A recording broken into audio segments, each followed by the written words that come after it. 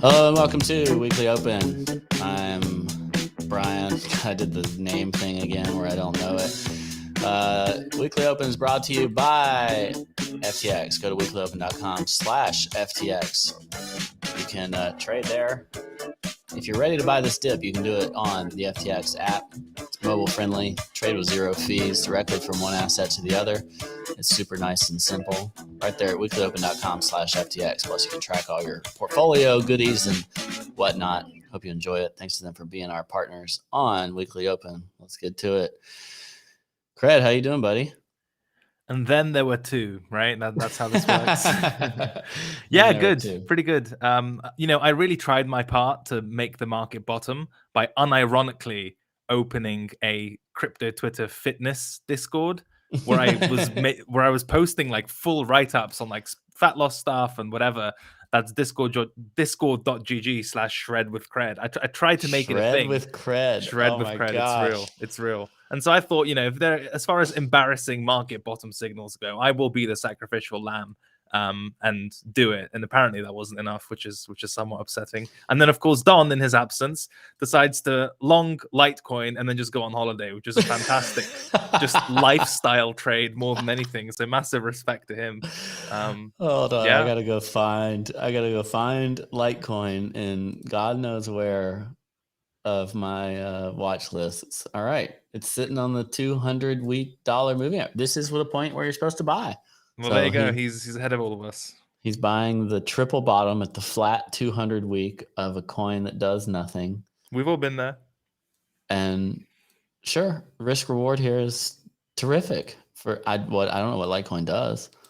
I mean, I knew the market was screwed when Don was telling me Litecoin FA stuff, like about nimble wimble privacy type of whatever, and I'm like, this is a dark place you've reached, my friend. But yeah, he's at that point where I think with this type of trade where he just kind of chucked some money at it, and then it's not something he has to manage, and he's just gonna go on holiday anyway. And if he comes back and it's at zero, then I think he'll be okay.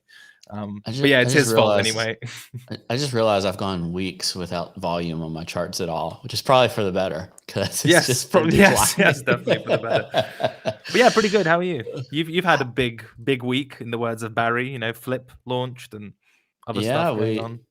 Yeah, we finally came out of hiding with our business at flip.xyz, and we're in open beta, so people can check it out. I may even be rude here and shill it. Go on, indulge a little. I mean, I shilled the fitness Discord. It's clearly all the rules are broken.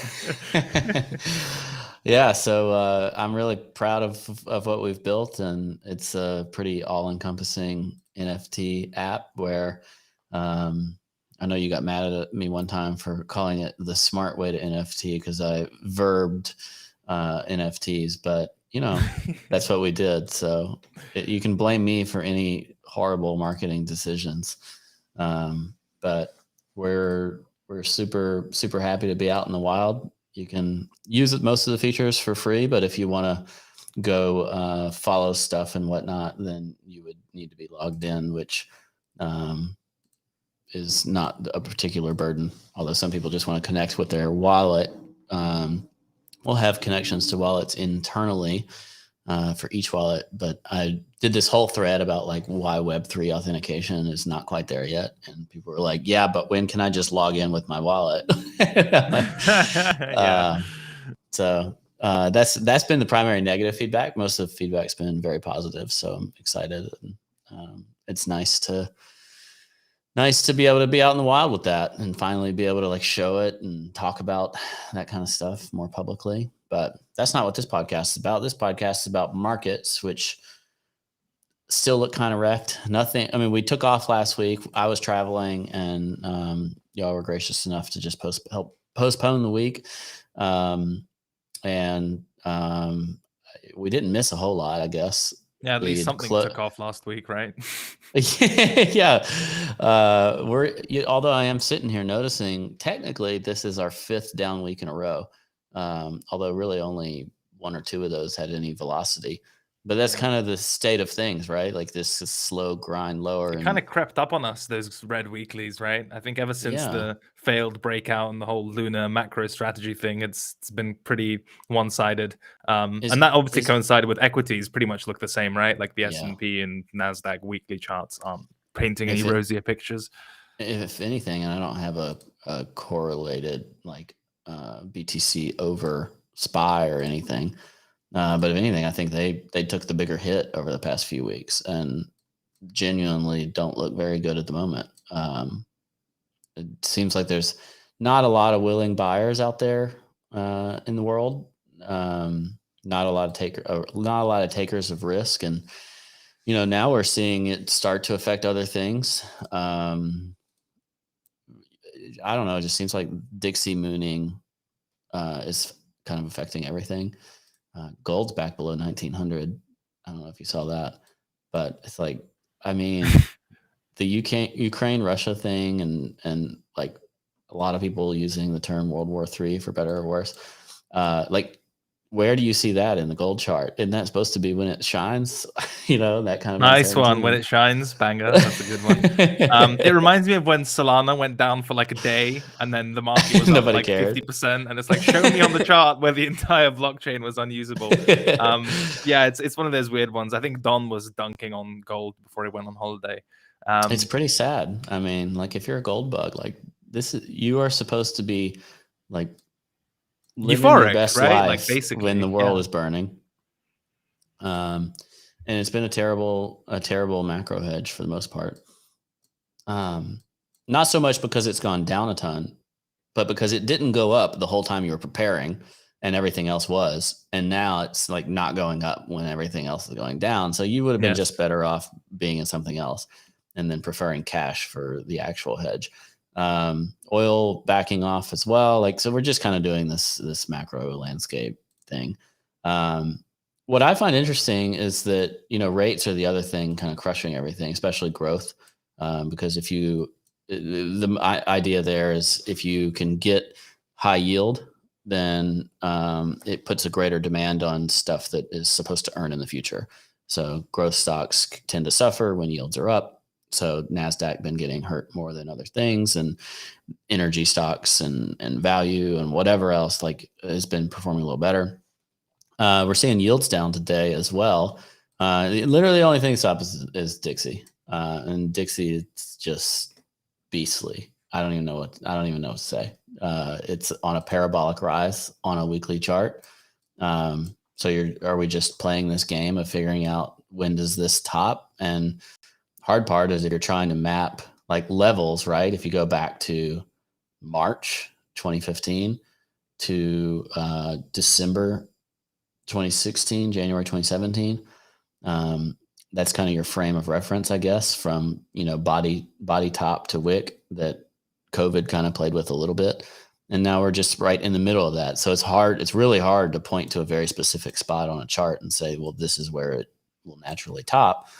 But I mean, this looks top-y, right? Like it's very, very fast trend, and those tend to want to break at some point.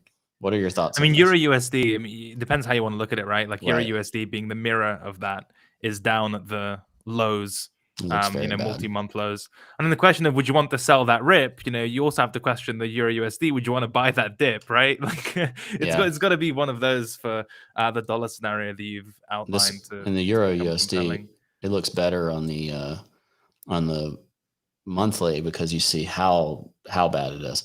One of our esteemed friends actually asked us, how does the Dixie work? So they can't be the only ones that are curious, but it's basically the dollar against a basket of other currencies. So to Cred's point, the euro makes up like 50 something % of that index. So in some ways it's basically the inverse of this chart, but there's a bit of JPY and, Swiss krona and JPEG. a couple of, JPEG. that is the only thing. That's the only other thing. That's a good point. It's the only game in town at the moment. Really, all the news flow around it as well. OpenSea acquired Gem, and then that Moonbirds guy opening a fund paid Discord thing, which is hilarious. So that, you know, all the funds there. Wait, Basically, if you're OpenSea trading the acquired majors, Gem? yeah, I just saw that come up. How did I miss this? I don't know. You clearly don't care about the NFTs as much as I do. This is highly relevant to my world. Yes, it is. You're next, hopefully, or maybe not. Who knows? Depends if you like OpenSea. But yeah, they bought Gem, which is pretty cool. Nice to see them investing in some infrastructure stuff, and you know, just being on acquisitions. And it looks like the Bored Ape Instagram account got hacked as well at some point. So it's not just the holders giving away the private keys and passwords; it's the, you know, account managers as well. Should we do some LARPing on BTC and ETH? Yeah, we should. I went to the ETH monthly and I was like, the bottom must be in soon. Look, we're down so bad. Don't look at monthly charts in crypto, y'all. It's pain. Monthly charts. I mean, they're so good. Look, that's kind of brings me to my point, right? If I can screen share this and do my best Don impression without the accent, I think we've had enough German adjacent humor courtesy of Binance for this week. So I'm gonna, you know, hold off. Can you see my stuff? Yeah, it's up. Okay, cool. I think, look, and I've made this argument as well in the past, well, for a while now, is that the monthly time frame is just really good at the moment, and has been, which is just a fact of this market. And the bigger ranges is always between like 30 and 60. And then unfortunately, we got rejected by the type of level we normally shouldn't see a rejection, which is the midpoint. That just tends to be a bit of a pit stop, if you will, or whatever. But that's kind of where the market topped, and we're headed back down towards the bottom of the range. And that's really it. Like, if you look at all the big moves that have taken place in BTC USD, and by extension the market in general, they've all had very solid foundation on the monthly time frame, and pretty like specific levels as well, right? It's not like we're just drawing a huge box around the biggest monthly candle and saying, oh, look, it did something. This is pretty accurate, and with a very low fake out rate if you look at the candle closes themselves as well, right? So, you know, 35, 37 is still monthly support. That mid 40s is still monthly resistance. As soon as we broke back into the range on the daily and weekly, like, you know, this move here after this topped, and, you know, let me just circle it quickly. Oh, brutal. Yeah, it was this fun bit, which was the breakout point. You know, as soon as that failed, the whole structure was kind of just cooked. And my argument was, I'm not terribly keen on buying. Like, I didn't see this as support, right? There's nothing here for me. I don't want to step in front of a failed breakout with mediocre structure. So I think the two things to pay attention to, like, bigger picture, it's still the monthly support at 35, 37. If that goes, then we're all eating shit for at least 30 to 50%. Right, like on BTC and probably more on altcoins. That's just the reality of it. We're basically 6K simulator. And yes, macro would have to look ugly and a bunch of other stuff. Yes, you could have a failed breakdown at 30, you know, at this monthly level, which reclaims, so on and so forth. But just big picture, if that's where the shift in market structure comes on the monthly and the range actually breaks, stepping in front of that too early is how you die, right? And then on lower time frames, this is a homage, you know, to our duck friend, because it's the daily time frame.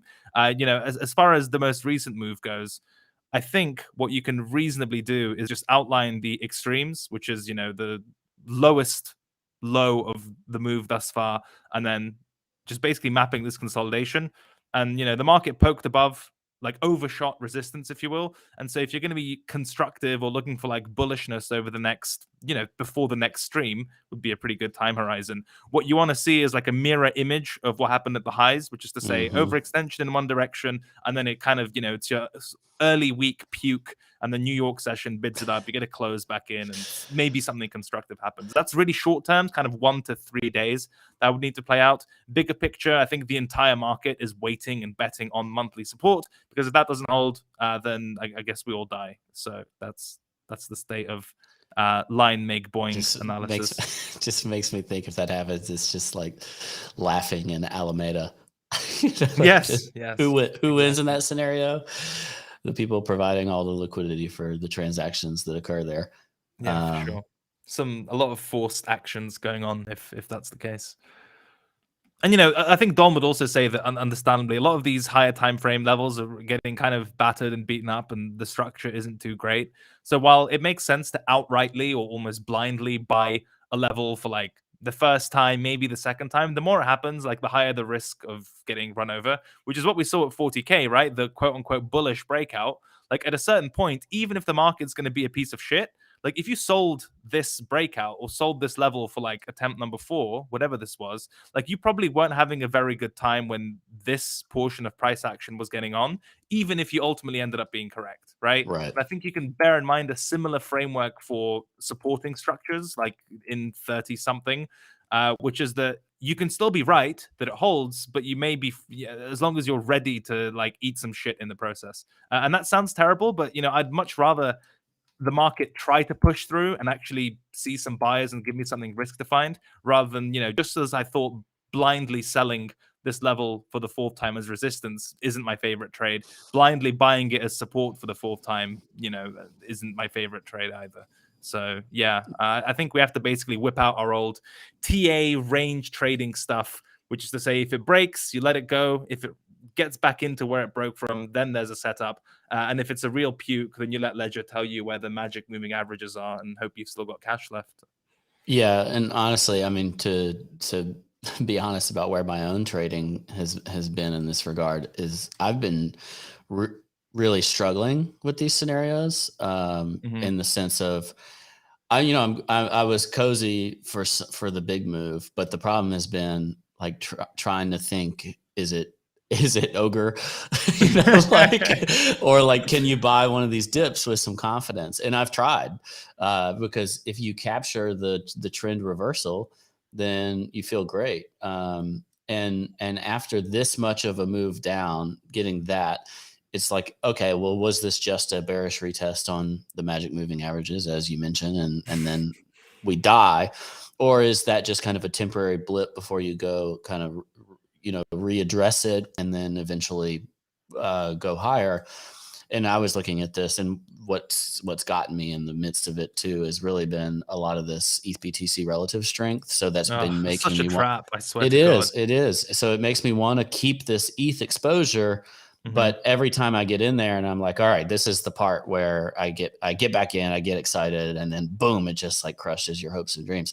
So even though, like, in my case, I got this trade really did well, but I've chopped myself up 2 or 3 different times, and I'm not willing to take huge losses on it. So then you sell out, and then it like lures you back in another time.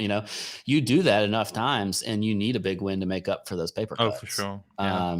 And so it just makes it a very difficult market to trade. And when you have this like macro headwind instead of a macro tailwind, it makes you much more antsy about holding the bag, right, on the volatility, because when you get the minus 20%, you don't, like, on the bad days, you don't want to be in at all on that. So you're trying to avoid those and trying to eke out the little wins to the upside if you're primarily looking at kind of a spot long only type of trading setup, which is honestly what I'm almost always doing, just because of the risk profile there. Yeah. Then it makes it damn hard to trade. So yeah, I've been getting chopped up with, I'm sure many others. Even though you look at it and it's like you just could have pulled a Don and gone on vacation for a month straight. I mean, that's what that is. A month of pain that you could have just been ignoring the market, earning yield in dollars, still earning like 15-20% on some stuff, like. Sucks. But we're going to get a volatile move here pretty soon, in my opinion. I know, my Friday co-host, Josh Carpe Noctem, has been looking at Bollinger Bands on a weekly basis, and they've been tightening up, which we have basically lifetime of BTC. Once it gets to a certain point in terms of consolidation, you just end up with this massive volatile move. And thank God the trend is up overall, right? So it's more likely to be up. Yeah, how are we defining the trend up? Yeah, exactly. That's the tricky part, right? I mean, it's not the tricky part. Like, I think by most like most reasonable metrics will have this as a downtrend, right? Like whether it's moving average memes or like market structure to an extent.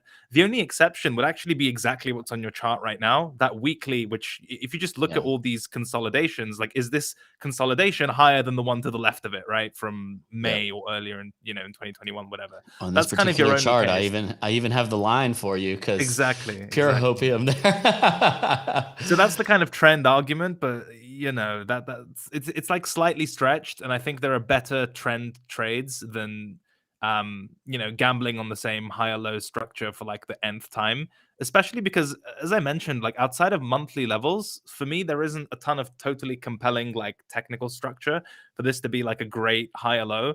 Like if you look at the 2 green weeks, which unfortunately now stand out as a sore thumb, right? Exactly those. Like look at the candles that came before it. It's pretty Garbage. agonizing. Yeah, it's garbage. There isn't really much there. And again, I think simple does best. The monthly time frame has been so bloody good. I would need a really good reason to move away from using its levels, and I haven't really seen a strong case for that quite yet. And I'm happy to keep using it while it continues to give pretty decent. Well, so does that tell you to be long 38.5? I mean, technically, if you're looking to nibble, this is the first like reasonable spot where you get some sort of something, something which ideally isn't more of the same. So yeah, purely on a monthly basis, like, is it the actual bottom of the range, which is usually the best trade? No. But is it somewhere? Is it something? Because like the past few weeks haven't been anywhere for me, right? Which is why I've been so perplexed by people like diving in front of the market. But it's starting to get there in terms of higher time frame structure. So when you say the actual low of the range, you mean the pure previous low on a wick? No, I'd mean that exact candle from January. Yeah, exactly. This one. The boundaries of that candle, it's open and 35. close. Yeah, 35, 37 is roughly where it falls. That's like the real kind of monthly structure overall. I think if you draw on the weekly as well, you get a similar level, right? Like the consolidation from see where those pan out. Yeah, the 12th of July 2021 candle on the weekly. Before that proper uptrend started. I think Don's got that as a level, and it's all in the same space, right? It's like 30 something is the range low. If it isn't, see you later, basically.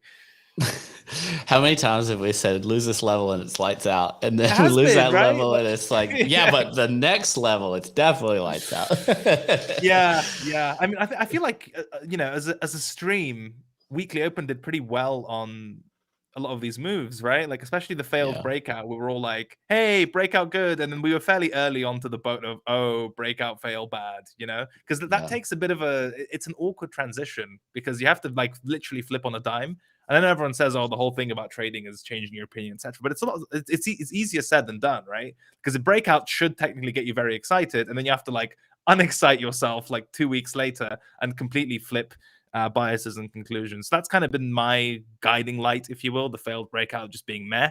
And then you either give me something which I think is cheap at the bottom of the range, or you prove to me that buyers want to buy it from forced sellers at the bottom of the range, or you decouple meaningfully, which 2 obvious forms of that, like I tweeted yesterday. It's either you ignite your own kind of medium-term uptrend by getting through some of those moving average memes and there being enough kind of crypto money to push things up. That's cool. Or you decouple by everything just fucking shitting, and then crypto just recovers more quickly than traditional markets.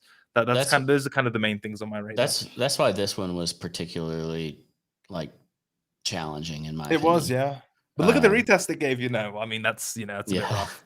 The 200-day is somewhere around there, right? That was it is. And that's, so it was like, okay, the 20-week, 200-day, tackle it and you're good. And so on the weekly, it looks pretty great. And on the daily, it was like right at kind of peak resistance. But that's what happens sometimes when you're trying to do these trend following things. You tap different timelines in these high time frames. I think it's all fair. But you combine it too with the kind of candle structure. If you look back here, this was a perfectly reasonable thing to long. The market obviously needed more time, but that was a good punt based on pure candle structure. And then it took another month of crap to get another candle worth punting. But look what you get as a reward, right? You get like several weeks of high upside, 35 to 50 something. And if you kind of stick with it and capture most of that move, you got a heck of a trade on your hands and yada, yada.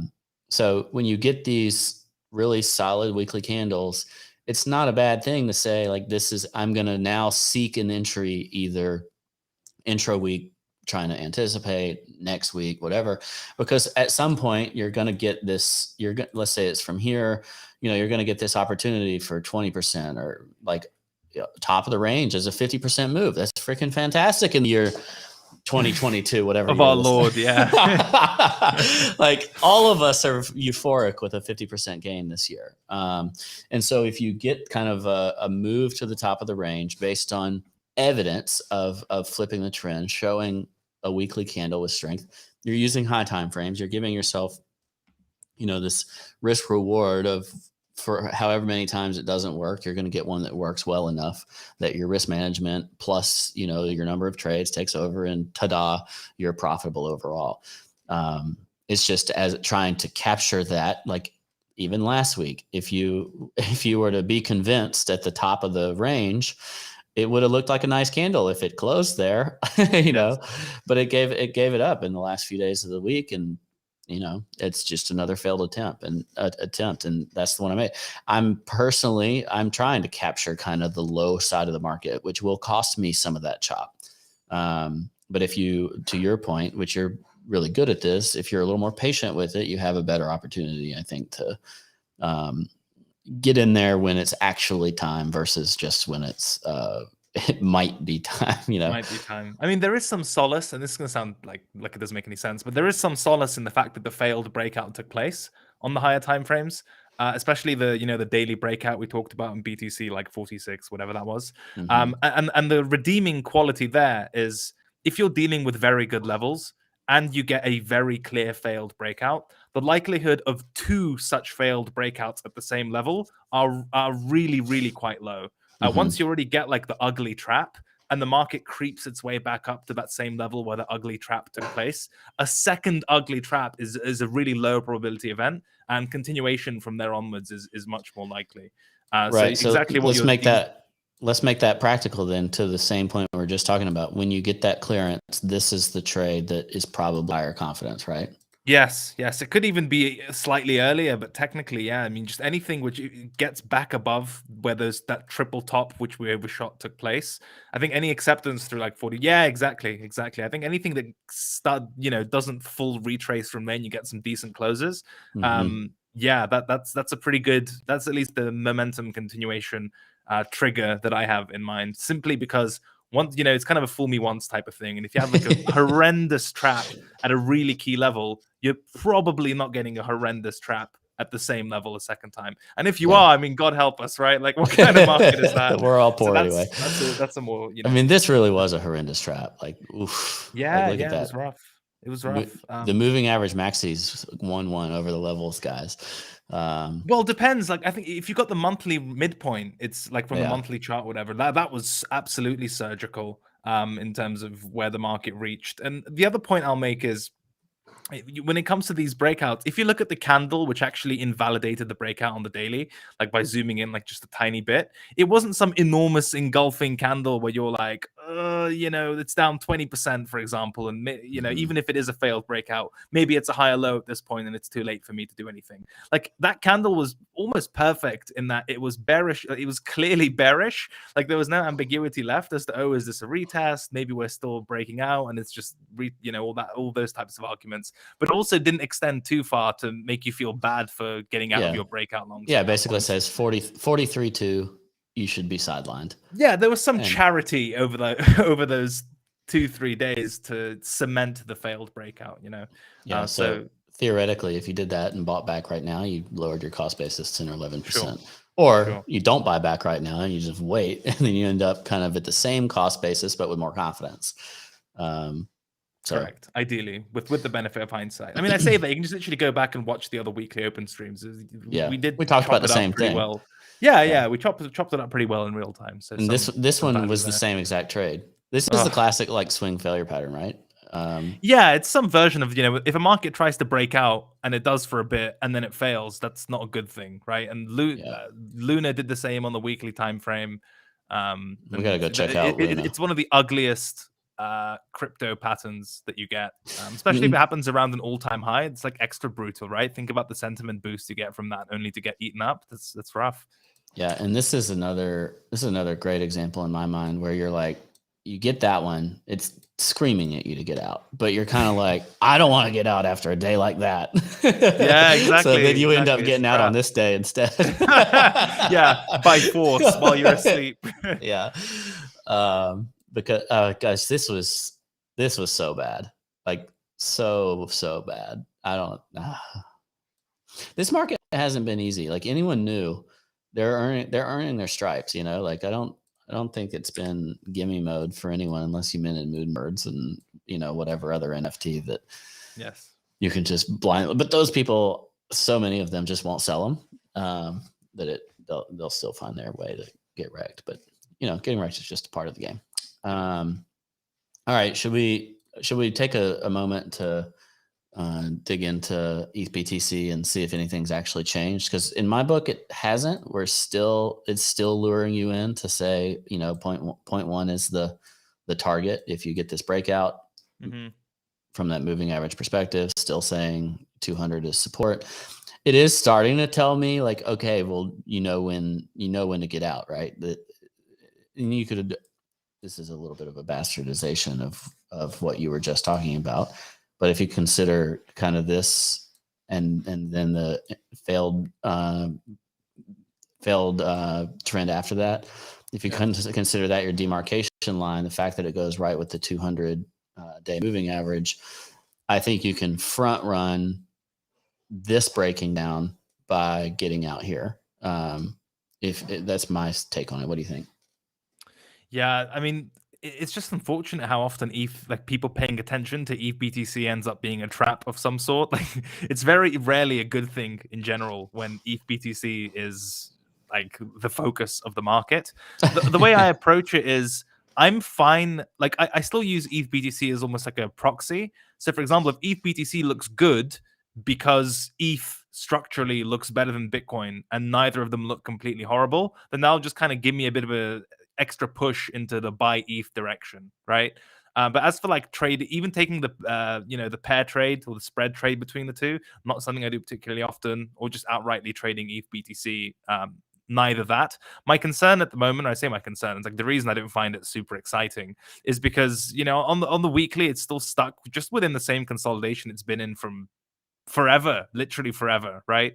The structure there is just, it's a range, and it had its failed breakout attempt on the end of 2021 push, like the obvious top on the weekly, and is back within that range now. You know, that's fine and isn't anything to write home about. Now, the main point is ETH USD, as we discussed also, and should probably revisit last week. You know the exact level I'm going to draw on the weekly time frame, right? It's like that 31st of Jan weekly, like around 3K, line in the sand, whatever type of boy. Right here, like the up. Oh, wait. Oh, sorry, just a 3K. You can just draw 3K or something. It doesn't matter all too much. It was that really neat looking SR flip type of structure. Oh yeah, this thing. Down a bit more. Yeah, there you go. Now, that's oh my god, I can't. I'm coping so hard on this chart. Too many lines. That is cope. I can screen share really quickly this. Yeah, actually. yeah. Hold on, let me. Somehow it disappeared. Disable it for a second, and entire screen. Let's gamble. How's this? I can toggle it on once it's here. Yeah, there it is. Okay. I think the level we had in mind, and you know, even when we last spoke about it, we were quite charitable in drawing it. Was some version of this consolidation, right? Yeah. Where you can just see a lot of the pivot points or market activity was. I think Don expressed a preference towards this specific cluster for a certain period of time here. I think no matter how you chop it up, if we take like the really, you know, broad brush, obvious horizontal, and I like this one because it's got the touch at the lowest close and the touch at the highest close. That's pretty neat. You know, ETH was the only chart which didn't look absolutely fucking awful when everything else did. And so we were like, look, this is the guiding light for the market. You know, all the altcoins broke structure. But if there's going to be anything, it has to be ETH. And it was on this weekly open, right? So we were like, here, I think, or whatever. Something along those lines.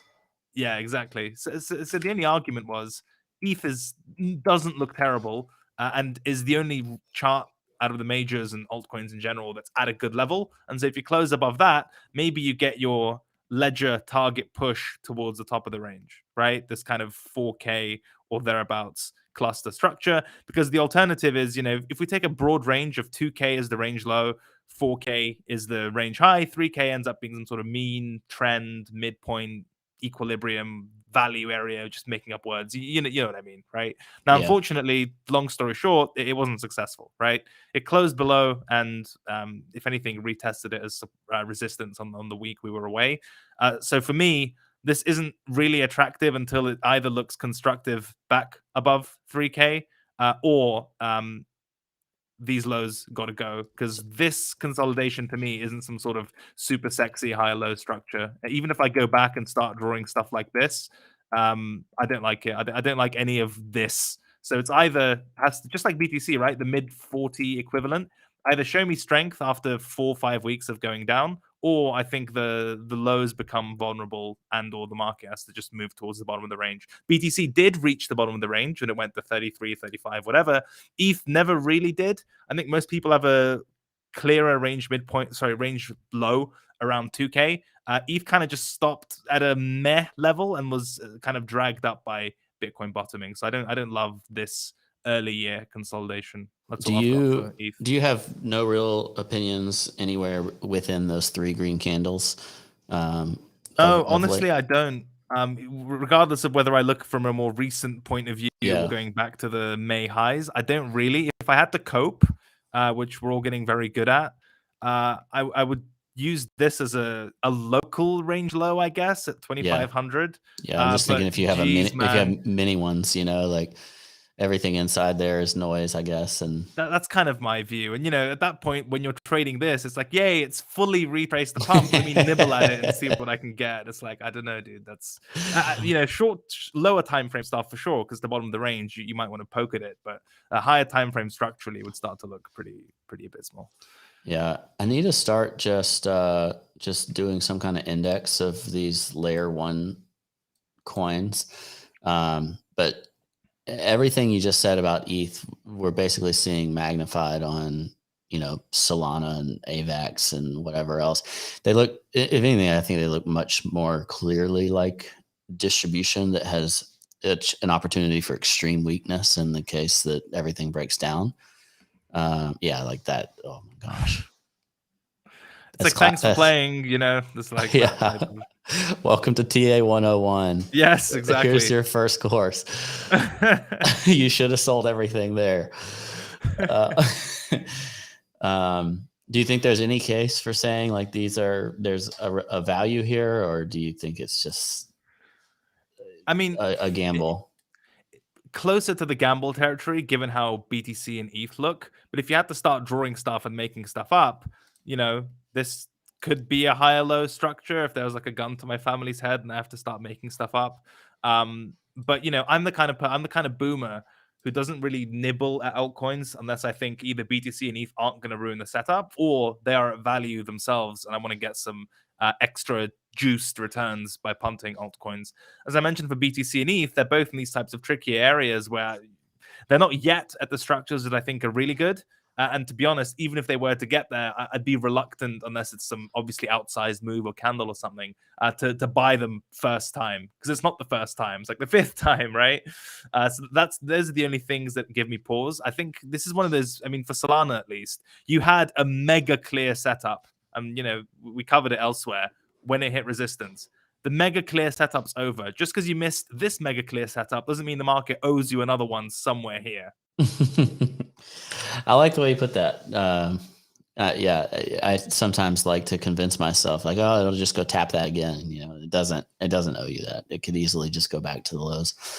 So there's 78 or so there. What I struggle with on these, and what I mean in terms of opportunity down, is that below 78, the next thing that you can really find on a weekly basis is 48 or so. That is not cozy at all. But if anything, it would be a nice short setup minus 40% from those two levels.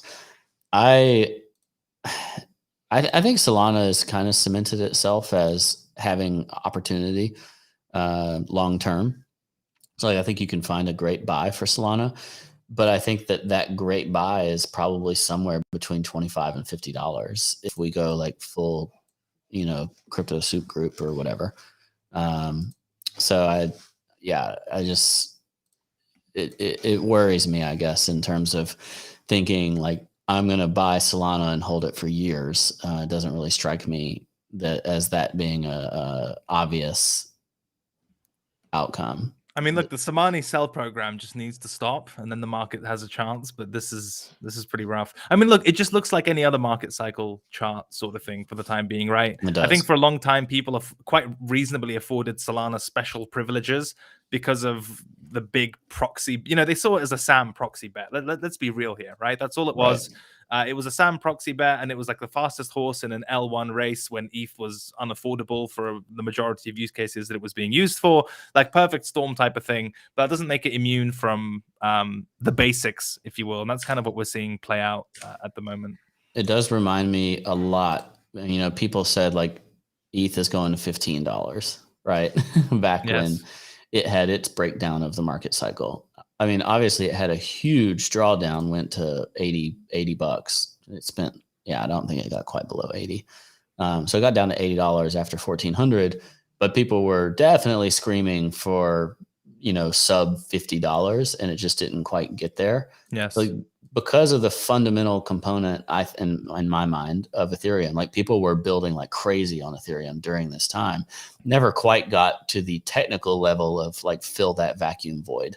And I think we could absolutely run into that scenario with Solana where, I don't know if that's this level or this level though, right? Is that $5 or $25? But I doubt it fills the full void just because of the actual activity and backing and all that exists in Solana. And I think it'll end up being the type that has an ETH style kind of generational wealth event again, as the ETH equivalent from 80 to 4K could happen again for a secondary market cycle in Solana. Could totally imagine that future because it's got the same kind of developer excitement backing, kind of jumped the echelon of garbage coins out there. I think that's a fair take. I've got nothing to add to that. I mean, God knows where that level actually is. I mean, it's funny, even if you've got the two levels there around like 50 and 25, and we're here sitting here when prices are much higher, like around 100, saying, yeah, that's the range. Can you imagine? Like you buy the first support and then it gets the second one and you're down 50%, right? Yeah, that's a pretty big deal. So they say DCA is easy, but if this happens during it, like this is a really painful part of the DCA. Awful, you're just getting wrecked.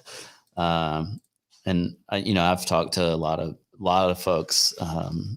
Unfortunately, people in my regular life are still into crypto or more into crypto now, and like talking about buying dips, and it's not giving me comfort that the dips are done dipping. And every time I'm like, look, I think they may have some value in the long term, but you got to take your time. Like the last thing you want to do is be buying essentially the bearish retests, right? And then you're the one capitulating. Those people are the ones capitulating at the time it's finally a better time to DCA. And you could certainly do it from here, but I don't think that's the most likely outcome. But it's not fun to say like this could take another year or more to play out.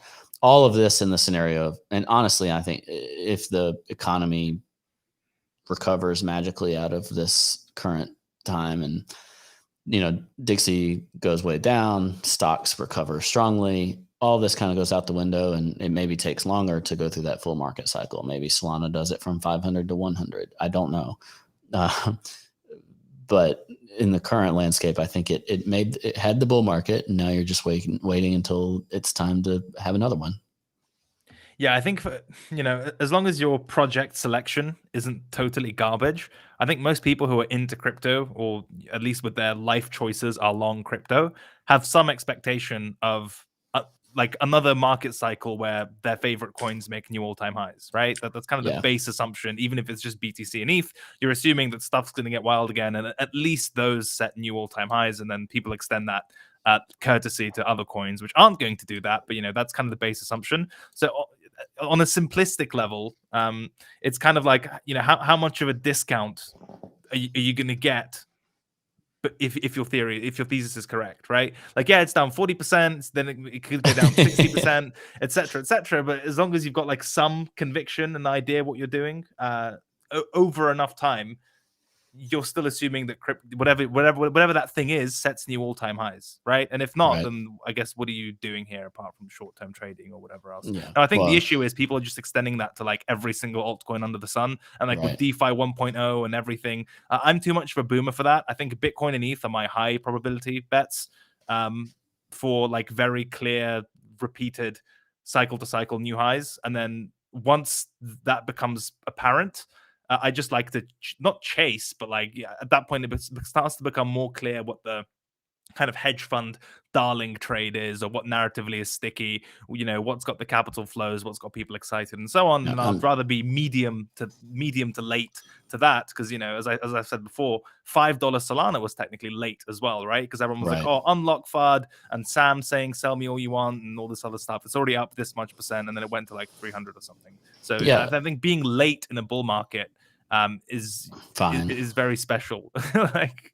Yeah, and honestly, I'm showing AVAX purely to say, like, it's basically the same thing as Solana. We're just using Solana as our example, and one or several of these may have the like ETH style recovery and renaissance. But what we do know is that when the bull market comes back on, there will be new coins that go faster than all of these. Of course, new coins, new sectors, new things, right? Yeah, and simply as a function of having fresh excitement.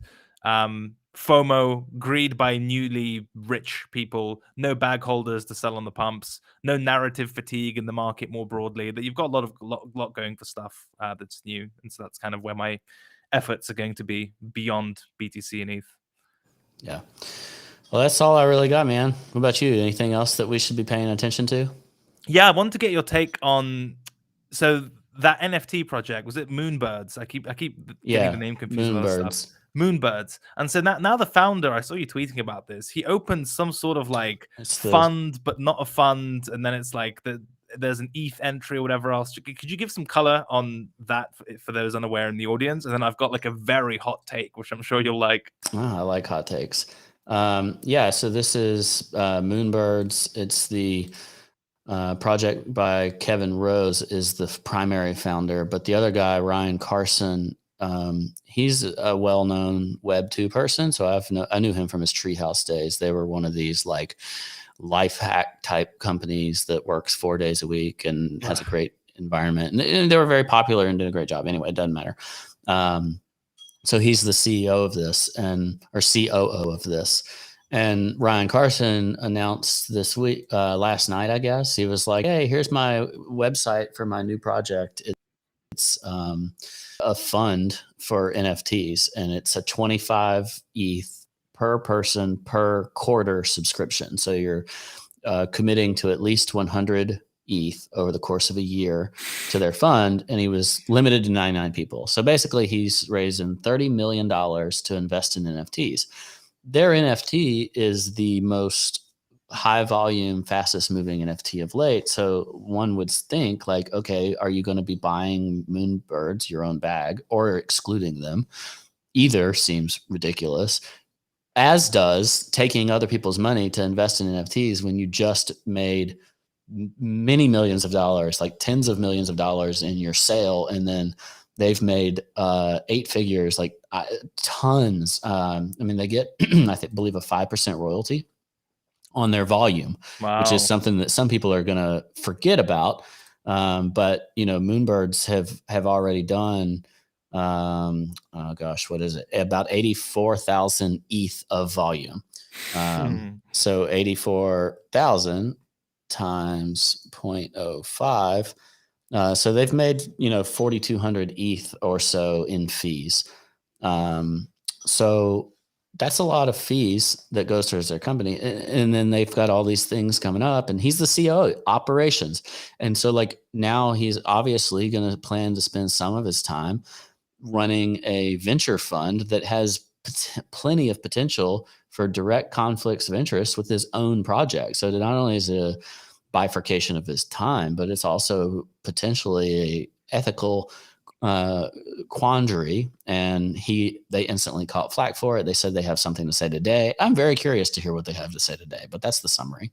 Do you know if it's like a properly registered fund type of structure? Yeah, it's going through one of the like AngelList subscriptions or something like that. Oh, fine. I guess the hot take is twofold. The summary version would be, for him, this makes a shit ton of sense to do, and it's like the plus EV/right thing to do. It absolutely is, and that's based on two things. The first is that reputation is vastly, vastly, vastly overrated in the crypto space. Enormously overrated. If you even very cynically consider it as another kind of EV variable, we've seen bad actors come back cycle to cycle and people welcome them with open arms. We've seen how short-termist the memory of crypto Twitter certainly, and just crypto in general is.